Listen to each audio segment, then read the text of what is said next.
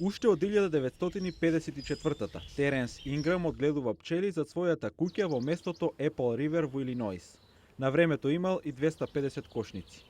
Бројот на пчелите почнал да се намалува и овој 73 годишник смета дека тоа се должи на инсектицидите на полињата околу неговиот имот. Се започнало во 1996-та. Every 3 weeks that summer, Секои 3 недели тоа лето прска со авиони и до крајот на годината немав ниту една од моите 250 кошници. Феноменот го привлече вниманието на научниците како Кристијан Крупки, професор по ентомологија на Универзитетот Пердју.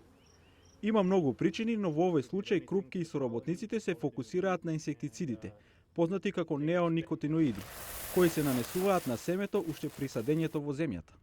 So the two compounds that kept coming up when we tested these dead bees.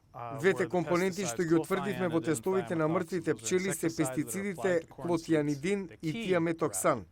Клучот во умирањето на пчелите лежи во правото од овие инсектициди што се ослободува при садењето. Пред 30 години во Соединетите Американски држави се одгледуваат 4 милиони колонии на пчели. Денес има помалку од 2 милиона и научниците велат виновник се овие инсектициди. Can we get by without neonicotinoid insecticides? Дали можеме да функционираме без инсектицидите неоникотиноиди? Мислам да. Има и податоци што го потврдуваат тоа. Во декември Европската унија планира да забрани одредени инсектициди, што истражувачите ги поврзале со умирањето на пчелите. Но такво нешто во Соединетите Американски држави се уште не е на повидок.